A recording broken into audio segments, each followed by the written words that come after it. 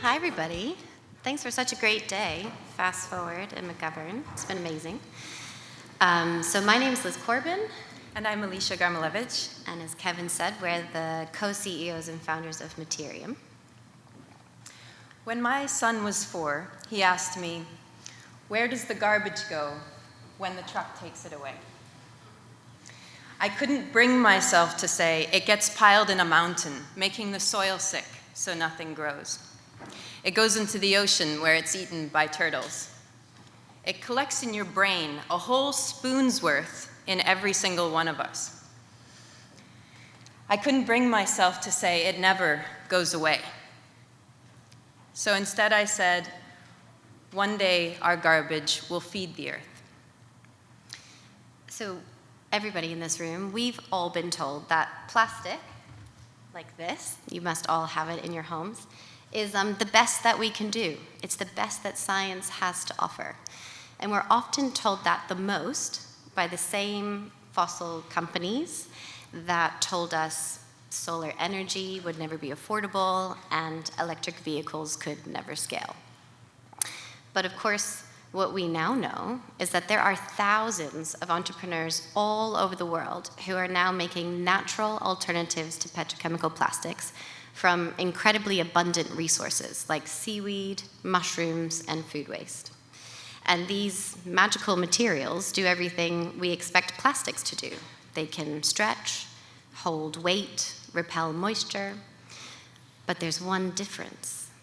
Instead of them turning into toxic waste at the end of life, they can actually be composted so that those precious nutrients from the seaweed and from the organic waste and from the mushrooms get brought back into the soil, and we're able to feed and nourish that soil for generations to come. But there's a glitch. Traditionally, it's really difficult to bring a new material into the market. Research shows that on average, it actually takes about 2 decades and $100 million to develop and scale a new material. It's a very difficult industry. And that journey is often riddled with years and years of painstaking manual lab-based experimentation. So that's why we're developing Materiom.AI, which is an AI co-inventor that helps material innovators all around the world to develop natural alternatives to plastics in 2 years rather than 20. So let's take an example of a materials company trying to develop a bio-based film for packaging for a major food delivery service. They can't figure out how to meet the performance requirements that their client demands in terms of strength and flexibility without using a petrochemical additive. So using Materiom.AI, what they can do is input that performance target, and we provide guidance on different ingredient blends to meet that target, saving them months in the lab. We can also provide guidance on how to make that material so that they can get started manufacturing right away. So we just now have a community of around 20,000 innovators across 106 countries, and they're using our open database and our Materiom.AI to really accelerate innovation in this space. And it's already gaining traction. Take, for example, Curie, which is an incredible Swedish company, a startup. They develop the rubber soles of shoes, like what everybody's wearing today, but they're doing that by transforming food waste into a rubber-like material. They found their first formulations through our resources and are now scaling those up through partnership with a major sporting goods brand. As a nonprofit, we're actually a trusted party to both sides of the market. So material developers, just like Curie, but also the consumer brands that ultimately buy from them. We've been working really closely with John Warner, who's the founder of Green Chemistry, if anybody knows that area of research, to ensure that Materiom.AI is trained in a way that it only ever provides information on non-toxic and safe, sustainable materials. And the way we generate revenue is that our resources are completely free for early stage entrepreneurs and innovators to use, but we generate revenue through partnership with larger companies who use the same tools for their own R&D.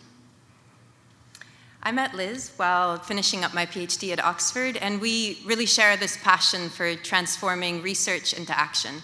Our CTO, Jan, spent nearly a decade at Google building large language models, and our team fuses AI and market expertise with guidance from Google, as well as data from the National Institute of Science and Technology. We would like to thank the pioneering foundations in AI for good that are supporting us, many of whom who are here in this room.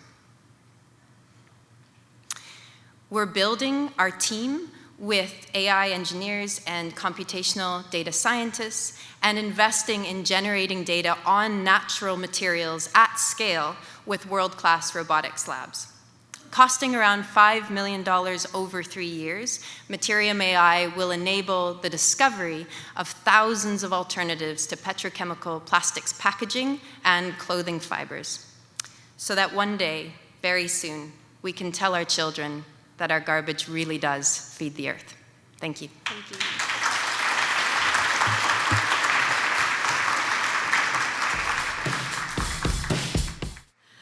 Hi everyone, I'm Kasumi Quinlan, the co-founder and executive director of Lemon Tree. This is a lightning pitch, so we're gonna go fast.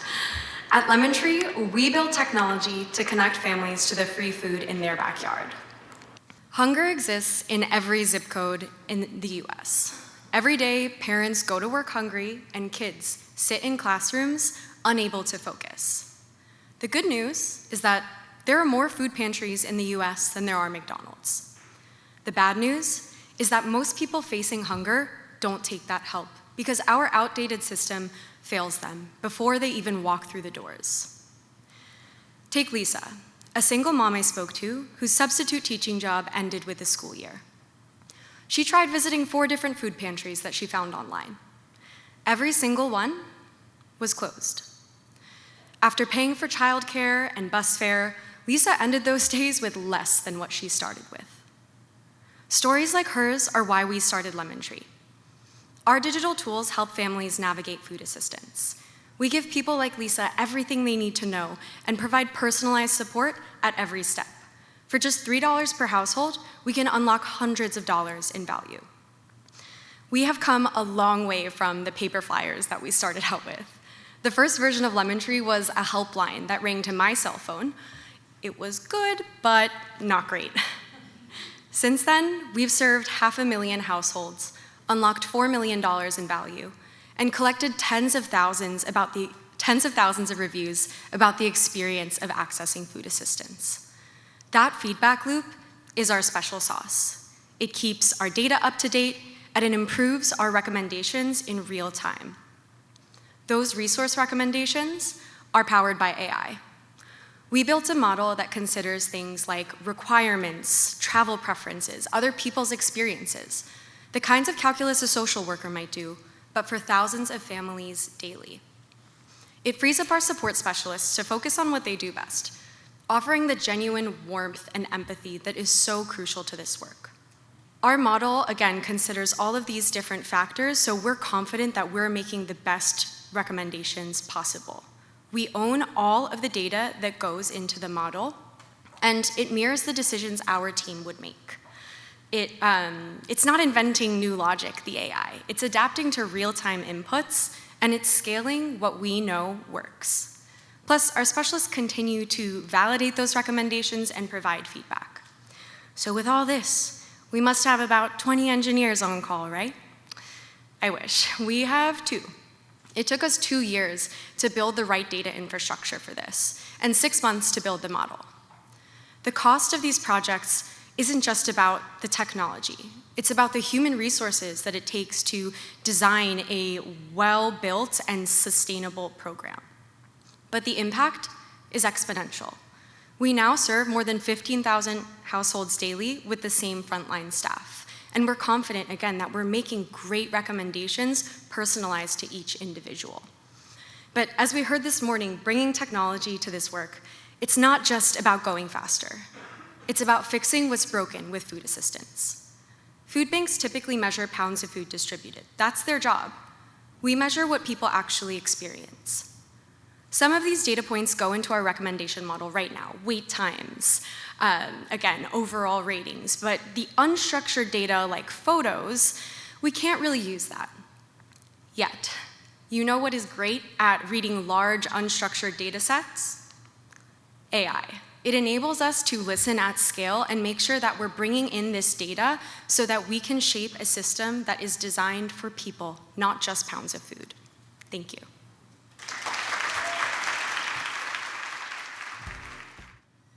Hi everyone, Dana Gunders. I'm the president at ReFed. And my mom growing up was one of those people who would take water and put it in the jar of pasta sauce and like shake it around just to make sure she got that last bit out. So you can imagine how surprised I was when I stumbled on numbers of just how much food was going to waste. Around the world, about 1/3 of food goes uneaten. That is 1 billion meals every single day, and it has the greenhouse gas footprint of about 5 times that of the aviation industry. And so I've spent about the past 15 years speaking with leaders on the topic. I wrote a book and building a nonprofit that is entirely dedicated to this topic. And the thing is that food waste is not just one thing. It's really a very different problem if you're talking about tomatoes that go unharvested in the field versus too many potatoes on the breakfast platter. And so we need a whole suite of solutions to solve it. And even the most highly motivated people don't always know exactly how to solve it or where to begin.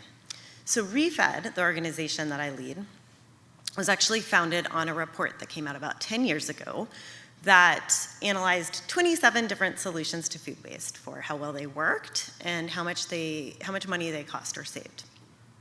And that's really at the core of who we are today. So we take public and proprietary data sets, we use that, we aggregate them, use that as the basis to model solutions, and then we make those insights actionable through various tools and programs that we run. The goal is to drive solutions adoption, to really make it easy and compelling for people to adopt solutions. In 2021, we upgraded to an online suite of tools that we call the ReFed Insights Engine. And that allows users to analyze both the problem and solutions to help organizations create their own strategies for themselves. It's been quite well received. We've had about 250,000 unique users from Walmart to Google to the Department of Agriculture and many more. At the same time, we started working with a group of grocers, and we were working with them to collect data and then provide them back analyses that were custom to their size and sector, as well as to benchmark them against their peers. And it worked. After 5 years, those grocers reduced their waste by 30%, saving $3.6 billion, 900,000 tons of greenhouse gases, and providing 750 meals into the food donation system at the same time. In fact, it was so successful, we are now working with about half the country's grocers as well as other restaurant and hospitality companies. And that was all before AI. This past year, we were able to use AI to find and analyze over 1,700 different academic studies, and in doing so, identify, basically essentially double the number of solutions that we were able to model in a fraction of the cost and time it took to get the first bunch. And some of these are like very specific and things you would never be able to find manually. So it turns out, for instance, that if you feed a cow vitamin E, that can help prevent the beef from turning color, a problem that costs the industry currently about $3.7 billion, something we never would have found on our own. And in finding solutions like this, AI has already been an unlock for us, but we're just beginning. Over the next year, we will invest about $2 million in improving our data and technology. We will continue to model more solutions, but we will also explore how can we use AI to find more data to help us really measure the problem better and track progress. We are also graduating from the Excel files we used to do all of those custom analyses for those grocers and rolling out a web app that will allow us to exponentially scale the number of companies we're able to work with to collect data and provide custom analyses to. And we are building a chatbot so that a local grocery worker or an impact investor can get food waste answers that are more accurate than they would find on ChatGPT. That's this year, but we're hoping to go even bigger. We're currently working at the US national level, but we are hoping to evolve our tools to work both in the international context, starting with Brazil, and at the subnational level, where we see a lot of the action really happening on the ground. As an organization that is really founded on the belief that data drives action, we are so excited about what's already possible and what's to come. But you will still find me putting some water in my pasta sauce jar for now. Thank you.